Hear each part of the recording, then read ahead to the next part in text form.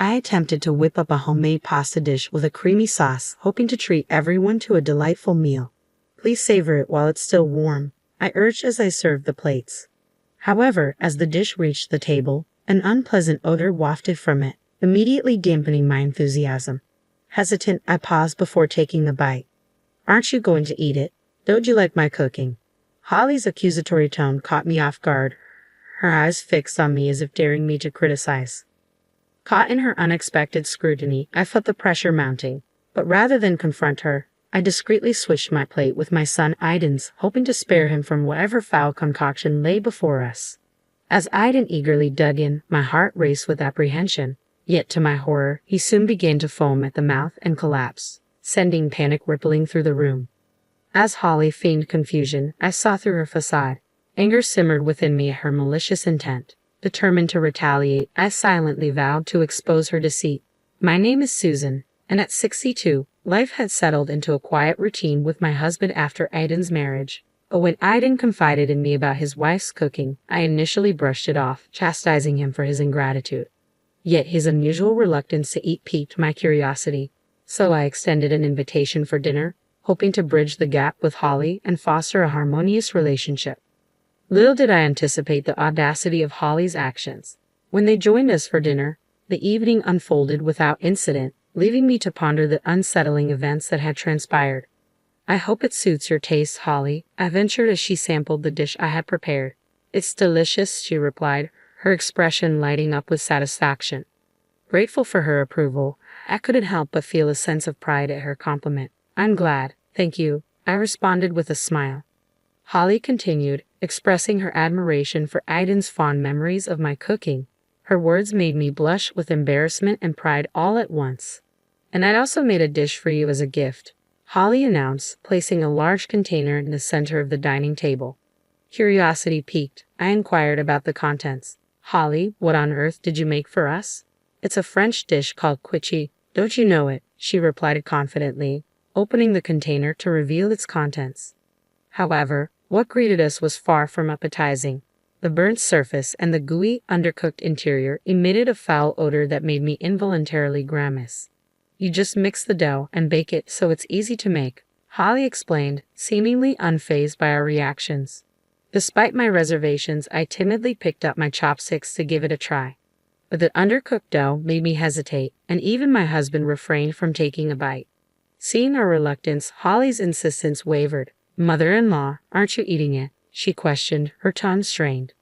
I'm sorry, but I feel like it's a bit undercooked. Can we go ahead and reheat it? I suggested gently, hoping to avoid any offense. Holly's reaction was palpable as she frowned at my critique.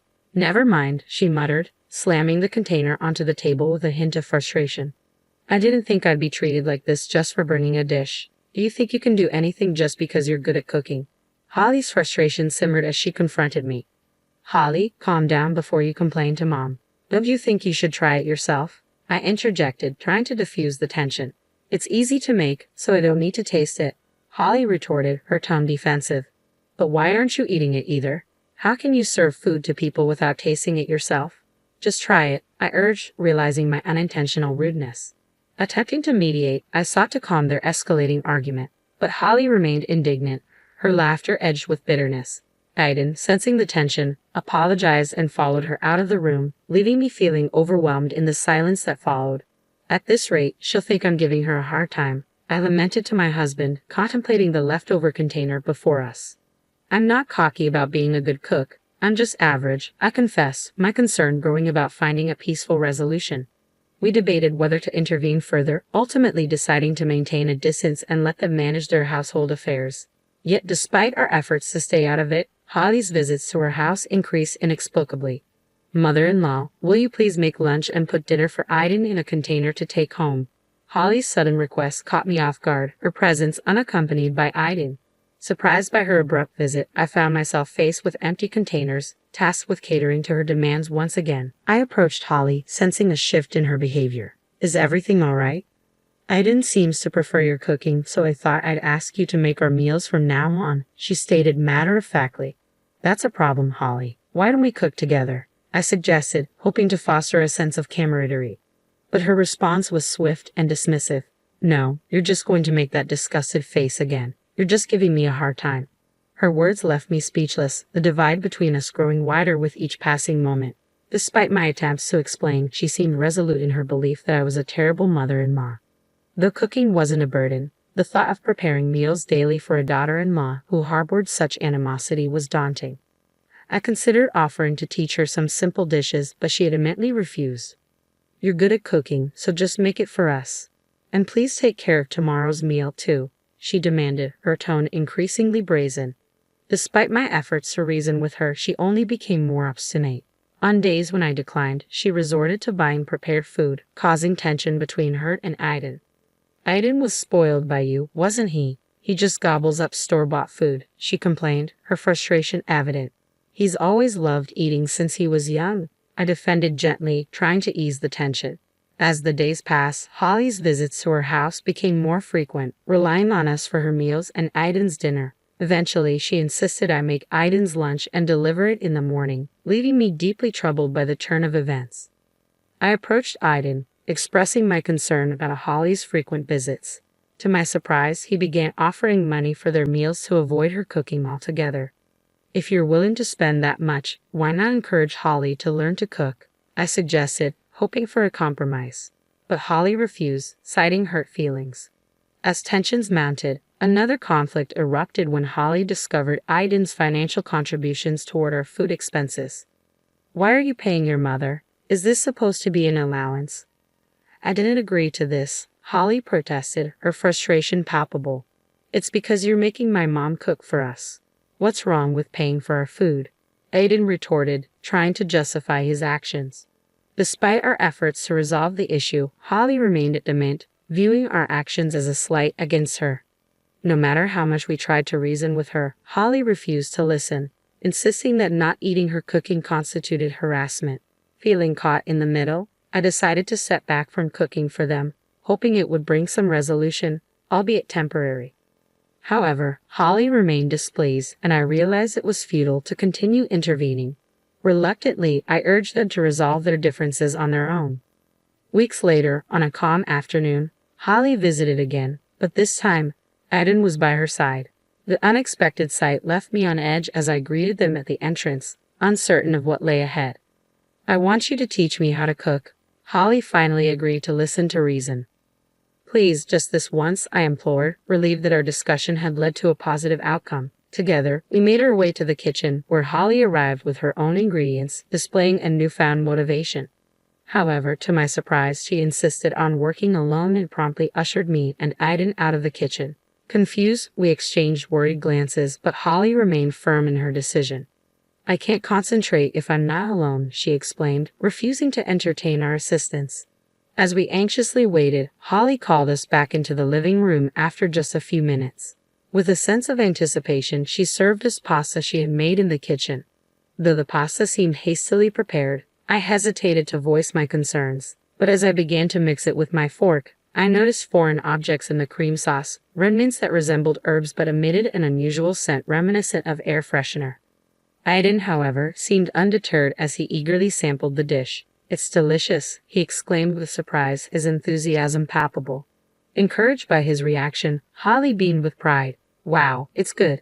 Holly, you've learned to make this kind of food, he praised, his words filled with admiration. I always cook properly. Look, even my mother-in-law. There's no way she wouldn't eat it, Holly asserted confidently. Mom, it's fine. It's just a normal pasta, Aiden reassured, though his comment would typically provoke Holly's fury. However, she appeared indifferent and urged me to eat quickly. Despite her insistence, the stronger the strange smell became as I mixed it, the more hesitant I felt. Why won't you eat it? Holly questioned, suspicion creeping into her voice. So, my mother-in-law just wanted to mess with me, right? That's not true. It's just that. I began, but was interrupted by Holly's ringing phone. She hastily excused herself from the table, leaving the room. Seizing the moment, I urged Aiden to secretly exchange the pasta. He complied, happily indulging in a second serving. But within moments, he recoiled and collapsed, foaming at the mouth. I couldn't contain my shock, letting out a scream. What happened?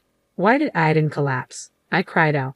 Hearing my distress, Holly rushed back into the room, her concern evident as she knelt by Aiden's side. As I dialed for an ambulance, Holly appeared bewildered and asked what had happened to Aiden. Once Aiden was rushed to the hospital and had his stomach pumped, my husband and I arrived, relieved to see him lying on the hospital bed. But before we could express our concern, Holly questioned Aiden about the incident, echoing her earlier confusion when he collapsed. "Hey, why did Aiden collapse? How come?" she demanded, her agitation palpable.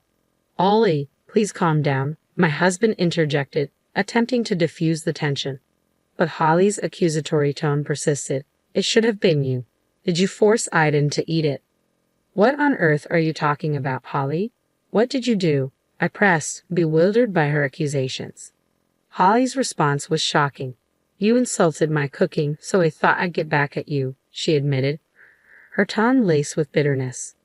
"Get back at me," I exclaimed, incredulous. "It's also my mother-in-law's fault that Aiden won't eat my cooking. Aiden has always been on her side." Though neither Aiden nor I intended to hurt her feelings, Holly remained steadfast in her accusations. "That's why I thought everything would be peaceful if my mother-in-law wasn't around," she continued, unapologetic. It became evident that Holly had indeed tampered with the pasta she served me, as the white residue turned out to be detergent. Thankfully, no serious harm was done, but the situation could have been far worse. Though Aiden should have noticed the strong smell, I couldn't ignore Holly's reckless actions. "If you're saying it would be better if I wasn't around, then all you needed to do was try harder at cooking," I retorted, exasperated by her lack of remorse. "But if he were still alive, Aiden would always be on your side, wouldn't he?" Holly countered, her unapologetic and unreflective attitude leaving me at a loss for words. Disappointed, I let out a heavy sigh, my shoulders slumping in defeat. Beside me, my husband shook his head in quiet dismay, realizing the extent of Holly's misguided actions. "That's enough, Holly," I said firmly, attempting to rein in her childish rebuttal. "I'd like to have a talk with your parents as well." "Why?" she protested, her confusion evident. "Because talking to you won't get us anywhere," I explained, resolved to involve her parents in the discussion. After Aiden's safe recovery and discharge from the hospital, we convened a meeting with Holly's parents. Though Holly was initially resistant, I persisted, arranging the gathering and initiating the conversation. "I deeply apologize for the tremendous trouble our daughter has caused you," Holly's mother, Kate, expressed remorsefully upon our meeting. "Oh no, it's something my mother needs to apologize for," Holly interjected defensively. Kate's stern glare silenced her, prompting Holly to bow her head in contrition. Throughout the discussion, Kate's strict demeanor raised questions about Holly's behavior. "We'll cover the medical expenses, and if there's anything else she can do to make amends, please let us know," Holly's father offered, attempting to rectify the situation. But Holly refused to relent. "Stop it. I'm not paying any money," she protested defiantly. Turning to her, I asked the question that had been weighing on my mind. "Holly, can you tell me why you did such a thing?" At the hospital, I confronted Holly about her accusations. "It's because Aiden only ever takes your side," she insisted, continuing to blame me for mocking her cooking and for the circumstances that led me to take over cooking duties. Unable to bear her attitude any longer, I revealed a certain photograph to Kate, her mother. "What is this?" Kate asked, visibly shaken as she examined the dish Holly had brought to our house, claiming it was a quiche. "You served such a terrible thing to someone else," Kate scolded Holly harshly, her disappointment evident. With no defense left, Holly hung her head in silence as the lecture continued, leaving us no chance to intervene. Eventually, Holly admitted to everything, revealing her belief that if she could get me hospitalized, she wouldn't have to take care of me. The absurdity of her logic left me reeling. "I'm sorry, but I can't continue our married life after being subjected to something like this," Aiden declared, his frustration evident. "Why not? It's not my fault. You shouldn't have taken your mother's side," Holly retorted, her defiance crumbling under the weight of Aiden's words. "You be quiet. You could be turned over to the police for this," I interjected, watching as Holly paled at the mention of the authorities. Though there was some trouble regarding compensation and hospital fees, Kate promised to make Holly pay, de-escalating the situation. Though Holly initially acted like a child, she seemed to reflect on her actions after Aiden broke up with her. Later, I discovered that Holly's parents, whom she claimed not to get along with, were actually professional chefs. Seemingly rebelling against their strict culinary standards, Holly had adopted unorthodox cooking methods after getting married. Learning of her parents' anger and the so-called bridal training she was undergoing, I realized the importance of teaching my son basic household chores. Aiden, appreciating the privilege of having someone cook for him, began making simple dishes on his own, sometimes joining me to cook meals together. Surprisingly, my husband also became interested in cooking, and the three of us now enjoy cooking together with occasional role reversals where they handle the cooking while I relax.